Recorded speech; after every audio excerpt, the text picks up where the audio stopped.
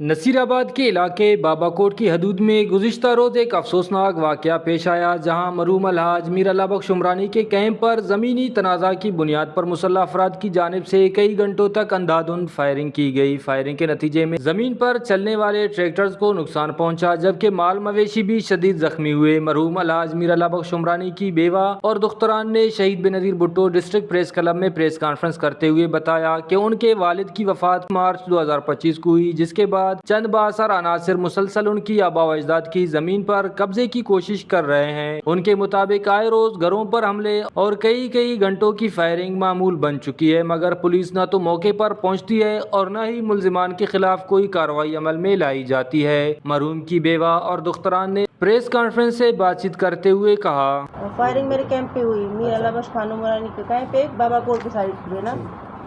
تو کل 10 بجے یہ فائرنگ شروع ہوئی ہے، 2 بجے تک چلی ہے۔ فائرنگ والے نوریز، شاہزیب، عنایت اللہ، عامر، وجوہات یہی ہے زمینی مسئلہ۔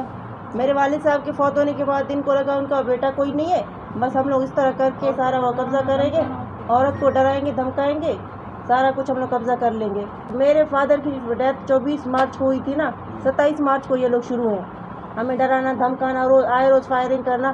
27 مارچ سے شروع میں ہر روز پولیس کو فون کرتی ہوں، آج یہ فائرنگ ہوا، آج یہ واقعہ ہوا، پولیس نہیں آ رہی۔ جی جیسے کہ سب کو پتہ ہے 12 ستمبر کو ان کا کوئی شمولیت پروگرام ہوا محمد خان لیڈی کے پینل میں غفور کے ساتھ، اس کے دوسرے دن پہ یہ فائرنگ ہمارے ساتھ واقعہ، ہمارا کروڑوں کا نقصان ہوا ہے۔ میرے فادر کو ڈیتھ ہوئے 6 مہینے ہوئے، ان 6 مہینوں میں ہم لوگ 4 دفعہ یرغمال ہوئے، 5واں دفعہ کل ان لوگوں نے کیا۔ کہ پولیس اشتہاری نوریز کے ساتھ بیٹھ کے تھانے میں چائے پیتے ہیں۔ 27 مارچ کو سب کو پتہ ہے نوریز نے ہمارے بیٹک سے سارا مال مویشی، 2 ٹریکٹر ٹرالی، سارا کچھ لے گئے تھے، اور انور کے بیٹے شاہزیب اسد آئے ہمارے بیٹک میں فائرنگ کی، ہمیں یرغمال کیا، ہمارے جو بیٹک کے شیشے تھے وہ سارے توڑ دیے تھے۔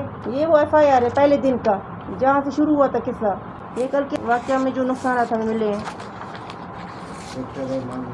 میرے 4 ٹریکٹر کل ان لوگوں نے توڑ دیے تھے فائرنگ کر کے، ڈرائیور بھی ہمارے زخمی ہوئے۔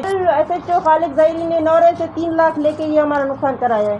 12 تاریخ کو جو پروگرام ہوا تھا شمولیت کا، اس کے بعد جو ہمارے ساتھ حادثہ ہوا، جو واقعہ ہوا، تو ذمہ دار بھی وہی ہے۔ ابھی ایک اور نیوز آ رہی کہ یہ لوگ گرانڈ شمولیت پروگرام کریں گے اسد آباد میں۔ میں محمد خان لیڈی کو یہ کہنا چاہتی ہوں، جس اسد آباد میں تم آ رہے ہو شمولیت پروگرام کرنے، وہ گھر، وہ زمین میرے نام پہ میرے والد کی ہے۔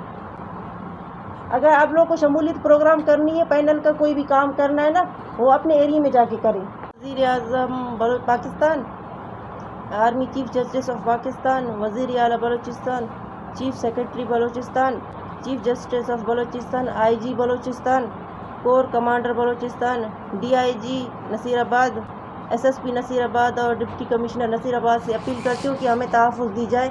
نوریز، شاہزیب، عنایت اللہ، عامر، عبدالستار عمرانی، منیر احمد عمرانی، صدام عمرانی، ہمارے جان اور مال کو اگر کوئی نقصان ہوا تو یہ لوگ ذمہ دار ہیں۔ ہمارے ساتھ واقعہ ہوا، جو ہمارے نقصانات ہوئے نا، ان کی ذمہ دار پہلے تو یہ لوگ ہیں، اس کے بعد جو سیاسی پارٹی جن کے ساتھ شمولیت پروگرام ہوا تھا وہی لوگ ہیں۔ خواتین نے مزید کہا کہ اگر وقت پر کارروائی نہ کی گئی تو نہ صرف ان کی زمینوں پر قبضہ ہو جائے گا، بلکہ ان کی جانوں کو بھی شدید خطرہ لاحق ہے۔ مرحوم الحاج میر اللہ بخش عمرانی کی بیوہ اور دختران نے وزیر اعظم پاکستان، وزیر اعلیٰ Balochistan, chief of army staff اور دیگر قانون نافذ کرنے والے اداروں سے فوری نوٹس لینے اور انصاف فراہم کرنے کا مطالبہ کیا۔ ان کا کہنا تھا کہ طاقتور عناصر کے سامنے پولیس کی خاموشی سوالیہ نشان ہے۔ اگر بااثر عناصر کے خلاف کارروائی نہ کی گئی تو یہ رویہ مزید خون ریزی کو جنم دے سکتا ہے۔ کیمرہ مین معشوق رند کے ساتھ ریاض بلوچ، وش نیوز، نصیر آباد۔